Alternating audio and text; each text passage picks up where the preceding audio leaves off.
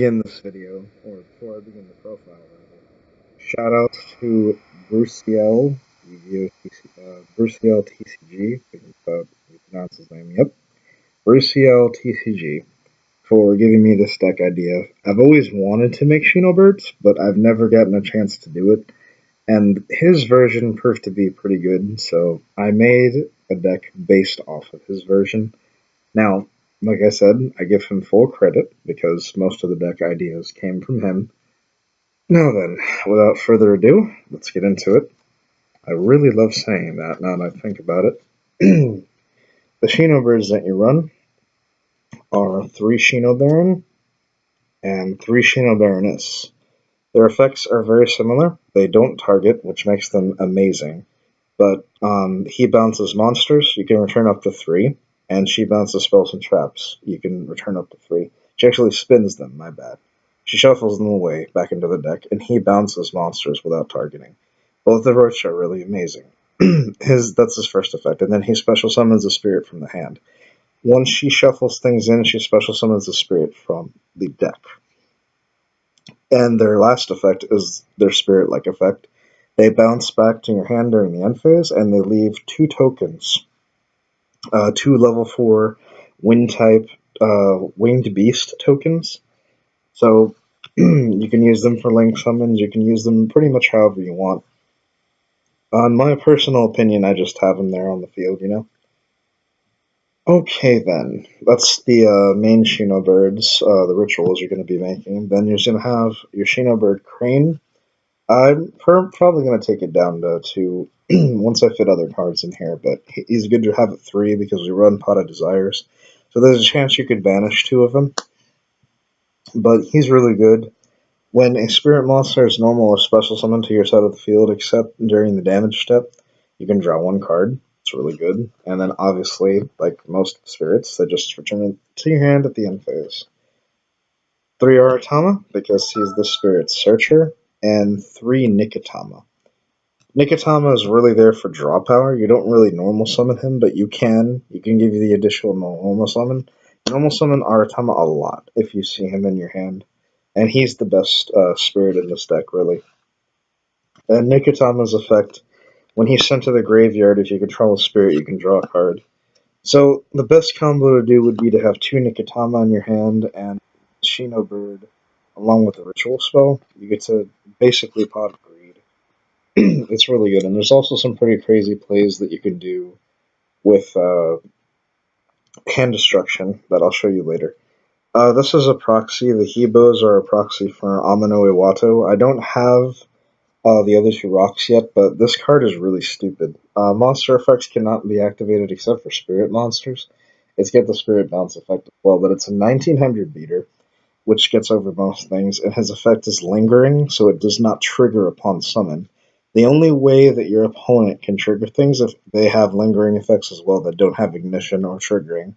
But if you normal summon this and they have a Crystal Wing, the Crystal Wing cannot trigger during the battle phase or anything. So that means if you summon your Shinobird to bounce the Crystal Wing cannot negate it because he's on the field. It's really good. And that's what makes the card absolutely phenomenal. Then we have 3 Yamato no Kamui. I like to call him Dark Jiraiya, because that's basically what he looks like. You can special summon it from your hand by banishing a spirit from your graveyard. And then if you kill something by battle, he can pop a spell or trap on the field, which is really nifty. It's very good to have. And then during the end phase, he gets bounced. Then we have 2 of the actual Jiraiya, Izanagi. You can special summon him from your hand by banishing a spirit monster from your hand. Then spirit monsters that you have currently on the field, or control rather, do not have to activate their effects when they return to the hand. You can choose whether to activate the effects or not. That's what makes him really good. And he's also a 22 beat stick that you can just summon to finish off your opponent. And my personal tech choice, because I absolutely don't like getting fought back, 3 Battle Fader. If this deck goes second, it's good to have a Battle Fader. It's good to have a way out. He didn't run this in his deck profile. You can see it. I'll actually put the link in the description. He did not, what is it? He did not run these because his style was OTK'd. So is mine. But I like being able to stop my opponent from attacking me directly. And as you know, the spirits all return to your hand. Yes, the Shinobirds leave you tokens, but D barrier kind of fucks me, so yeah. Anyway, that's all the monsters. It's a pretty hefty count of monsters. Now we're gonna go to spells and traps. Two desires. You play mostly three of everything, so it's good to have some extra draw power. I personally don't like the card, but I have to run it. Three free prep. This is a ritual deck, and the Shinobird Calling has their names on there, so you can search it with free prep. Very important card. Three Shinobird Calling. This is what you use to ritual summon your Shino Baron and your Shino Baroness, so they can activate their crazy effects and swing for game. Triple trade in, because all of your Shinobirds can be searched out through Aratama and pre prep, and you can just pitch them away if you do not have use for them at the moment, and you can draw two. Two hand destruction. I had three in here starting out, but then I switched it out for the fader. Three is okay, and I would actually recommend you run three because it's a crazy combo that you could do. Either normal summoning a Shino, special summoning a Shino Baron, and normal summoning the Aratama, and then using this, pitching it to Nikitamas to the graveyard. As long as you control spirit, you draw two cards, so you draw four with this cards. It's just really, really stupid stuff that you can do. Upstart Goblin, because why not play a 30 card deck? And then, personal tech choice of mine, he also didn't run this in his deck. One Jar of Avarice. Jar of Avarice is good to recycle these back into your deck. That's the reason why I play it. As if it's late game and you still haven't killed your opponent in a turn, it's always good to have some form of recycling. Though this is slow, and I wouldn't really run it, I would still run it just because it's a way to get back your ritual spell cards. Anyway, that's the main deck. It's 40. Now for the extra deck. The extra deck is, again, totally up to personal preference. There are some proxies in here. One Ib. Ib is just kind of there. Divine Dragon Knight Felgrand. One Dark Exceeds Rebellion Dragon. One number 104. Kochi Kochi Dragon. Number 50, Black Ship. Ice Beast Zerofine.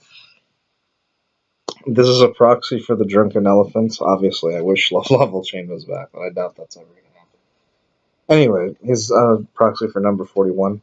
Castel, which you use. Gaia Samurai, just to have some extra pokes for game.